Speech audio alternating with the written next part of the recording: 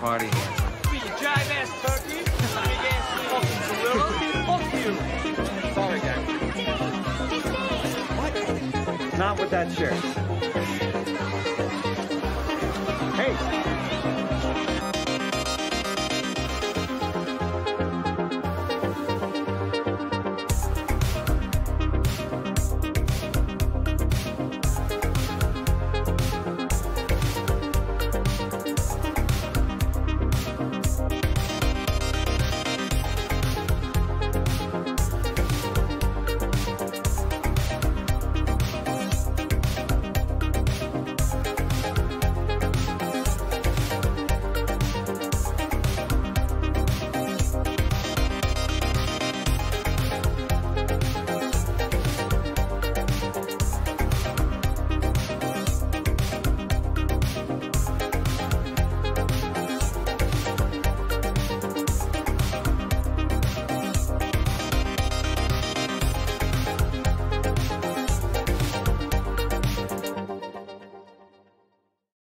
S'il y a bien un projet que j'ai réalisé, que j'ai beaucoup apprécié, c'est bien mon projet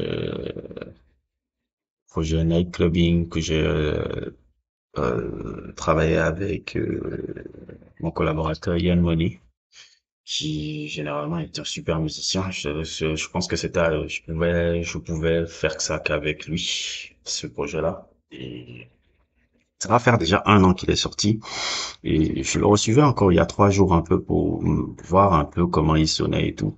Et franchement, sans vouloir les trucs, hein, parce que bon, je fais un peu la propre produit d'un truc que j'ai travaillé, sur lequel j'ai travaillé. Et ma foi, franchement, je suis très content du truc là. Le travail du mixing et du mastering que Yann a fait, ça a vraiment tout fait la différence aussi par rapport aux productions qu'on a pu faire ensemble. Et ce qui me plaît beaucoup, pourquoi j'ai voulu faire un projet comme ça, parce que je pense que c'est le premier projet, premier album qui est officiel sur Spotify et tous les réseaux.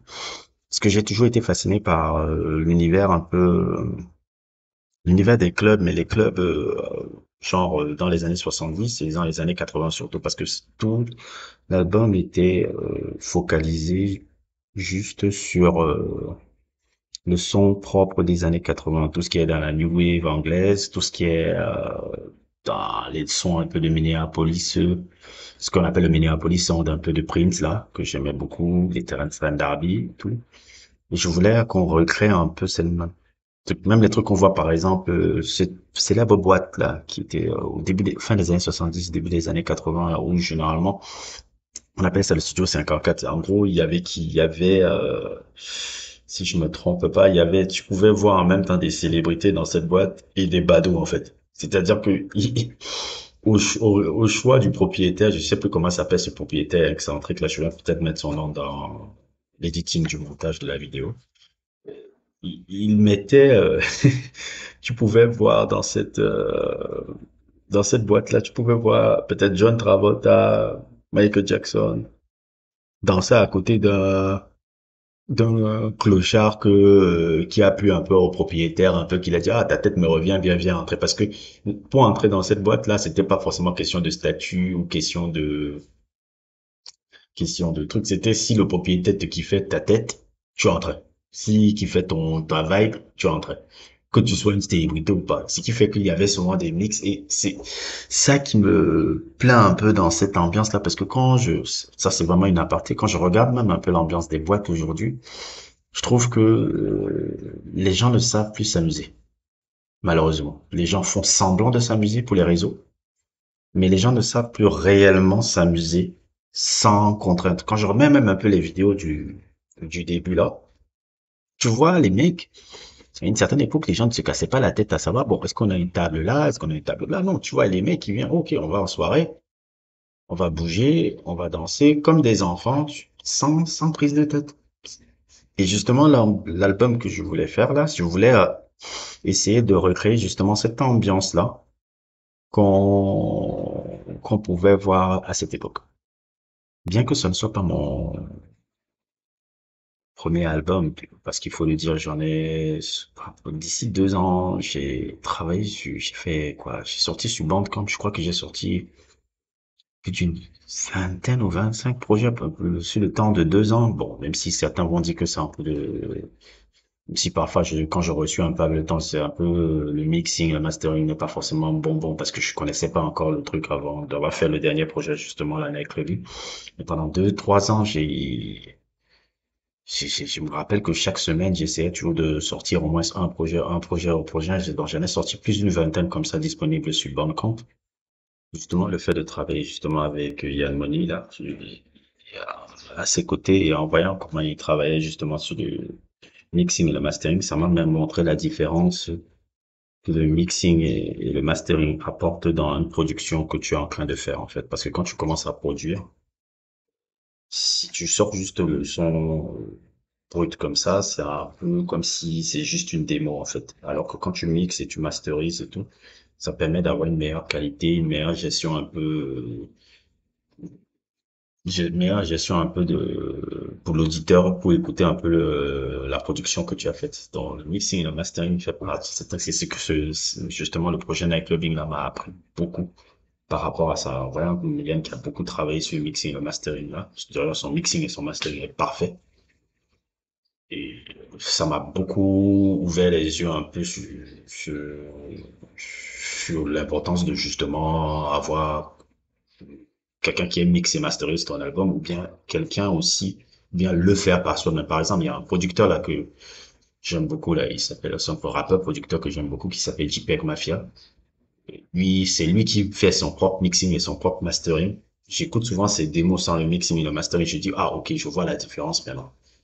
Je vois la différence maintenant. Le mix et le mastering, c'est vraiment la touche finale qui permet à ce que ton album soit mieux écoutable à l'oreille. Parmi les influences un peu de l'album, je pense qu'il y en a, je crois qu'il y en a 5, 6 albums qu'on suivait, il y avait beaucoup, hein, c'était vraiment les albums des années 80 qu'on suivait beaucoup, hein. Il y avait, si je me souviens bien, il y avait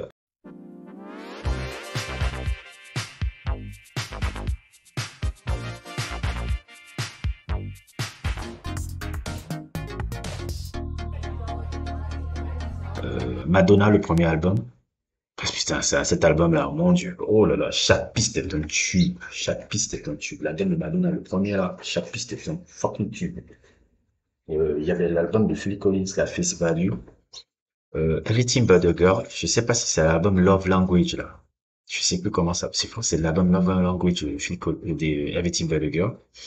Puis il y avait les Prince aussi. Prince, c'était, je pense que c'était Dirty Mind ou, je crois que c'était Dirty Mind ou 1999, hein, je pense. Je pense. Et aussi, vers la deuxième partie de l'album, il y avait des influences un peu de New Order. New Order, le groupe qui s'était formé après les membres de Joy Division qui étaient New Order, je crois que c'est les anciens membres du groupe Joy Division là, de Ian Curtis. Après, quand Ian Curtis était mort, ils ont décidé de devenir un groupe un peu plus post-punk électronique, si je me trompe pas. Bon, il y a beaucoup d'influences de ça. Et aussi, oui, il y a un des morceaux à la fin de l'album là, je sais pas, un des albums à la fin de l'album qui, moi, c'est un son que Yann avait composé. Ça, c'est une composition de Yann, mais tout seul. Il avait composé ça depuis des années. Et c'était là sur son ordi, il me faisait souvent tourner et tout, et je me suis dit, mec, est-ce que je vais pas me poser ma voix, parce que oui, je sais chanter, et très bien en plus. Makes me fall in love with you. Sometimes I hate you. Sometimes I hate you. Sometimes I hate you. Sometimes I hate you. Are you sad we missed it? You didn't miss it. This is it. Come on. You wanna go home?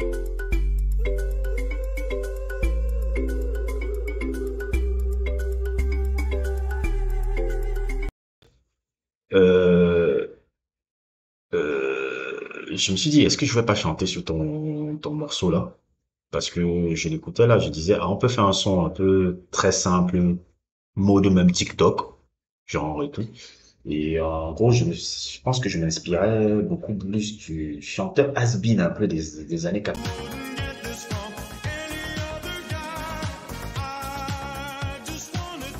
anglais, là. Il s'appelait Rick Astley. Il avait une chanson là qui est redevenue populaire au milieu des années 2000, là, qui s'appelait Never Gonna Give You Up, je pense. Mais les lyrics sont cons, mais c'est un son que j'aime beaucoup parce que c'est un peu pas sérieux et tout. Et je me suis dit, ok, on va écrire un morceau un peu dans le même esprit que ça, le même esprit que ça, et ça a un peu conclu l'album, si je me souviens bien. Donc c'est un peu tout ça, tout ce qui avait un rapport un peu avec les Allemands. Clubbing, c'est un peu un album qui rend hommage justement à tout ça. Et franchement, moi je trouve qu'il est super bien et je suis très fier de ce projet-là. Et c'est avec un certain plaisir que je vais vous le mettre en lien sur la bio YouTube en bas de la vidéo. Et vous pourrez voir aussi le reste de ma discographie, toujours disponible sur Bandcamp. Bon, Nightclubbing, c'est un peu plus officiel, c'est disponible sur Spotify, Apple et tous les plateformes officielles, mais les autres projets que j'ai sortis avant ça sont plus disponibles sur Bandcamp. Ils sont beaucoup plus que Bandcamp.